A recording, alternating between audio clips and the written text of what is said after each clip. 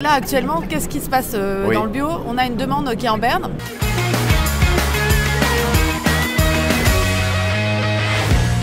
Les Français ne consacrent que 6% de leur budget alimentaire au bio. C'est un frein inconscient à ce que ça coûterait plus cher ou quelle est l'idée? Il y a une grande fatigue alimentaire, il y a une saturation parce qu'il y a beaucoup de labels, il y a beaucoup d'allégations. C'est vrai qu'on ne repère pas forcément que le bio c'est le label privé, c'est le diplôme d'État versus toutes sortes d'allégations commerciales. Et donc quand on ne mange que 6% de bio, ça nous met au niveau des États-Unis, ce qui est dommage parce qu'on a beaucoup de peuples en Europe. Ce qui est inquiétant, ouais. On a beaucoup de peuples en Europe qui mangent le double. Les Allemands, les Autrichiens, les Suédois, les Danois sont les champions à 12% de bio. Et c'est vrai que la sensibilisation à l'éducation, ça va être clé. Parce qu'on sait qu'à pouvoir d'achat égal, quel que soit ton budget, ce qui compte, c'est l'éducation et l'information. Et à pouvoir d'achat égal, ceux qui mangent plus de bio, c'est ceux qui ont été informés et qui savent comment mettre de bio dans leur assiette. Et qu'en fait, à goût égal ou à qualité égale, parce que tu peux avoir de la bonne qualité aussi en plein air, c'est vrai que les chefs n'ont pas forcément le réflexe du bio, pour le coup, puisqu'il n'y a qu'1% de bio dans la restauration. Et donc c'est important de dire que asperge ou à poulet égal, c'est bien si on prend un poulet qui a été nourri sans pesticides de synthèse, c'est bien si on choisit une asperge qui n'a pas eu de glyphosate dans les champs. Parce que quand on est au restaurant, peut-être c'est le moment santé, on a moins le réflexe de se questionner sur le moment plaisir, on a moins le réflexe de se questionner sur l'origine. Mais c'est vrai que l'origine des viandes, qui est votre producteur, parler avec le chef, c'est le meilleur moyen d'encourager cette population qui est au contact de nos agriculteurs à faire des choix vertueux et à encourager l'agriculture écologique, au premier rang desquels l'agriculture biologique. Je veux dire, ça semble cohérent dans un pays où finalement nous avons, je dirais, cette hégémonie, je dirais, du goût et du goût à la française. J'en reviens avec la loi Egalim parce qu'elle est importante. On se soucie forcément de notre avenir, notre présent, ce sont nos enfants. Les cantines de la République réparties en régions, départements, communes, qu'en est-il justement sur la place du bio? Sur la restauration de nos bambins? Alors, l'objectif de la loi, c'est 20%, mais on n'est qu'à 7% en moyenne nationale.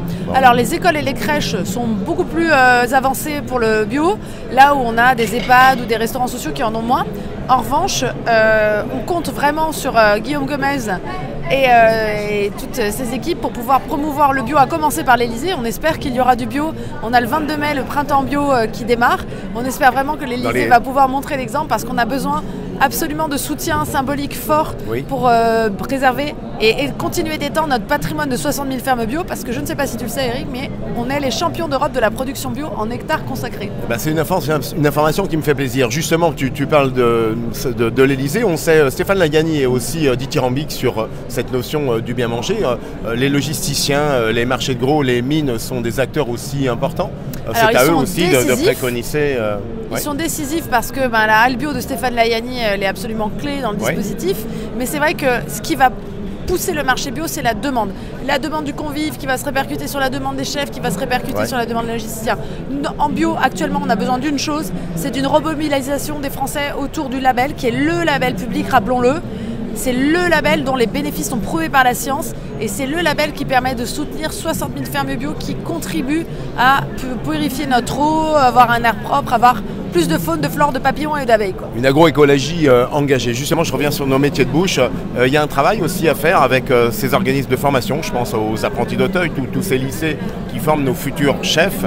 Quelle est l'intégration du bio justement dans ces programmes de formation et d'éducation? Alors pour l'instant, le bio n'est nulle part dans le CAP cuisine. Et donc on va se mobiliser pour le mettre. Mais c'est vrai que pour l'instant, pour bien connaître et entamer le dialogue avec les professionnels, on a eu l'honneur depuis un an d'être en partenariat avec Eurotoc. On a signé une convention, on est ravis, parce que c'est vrai que ce sont des chefs qui sont les plus...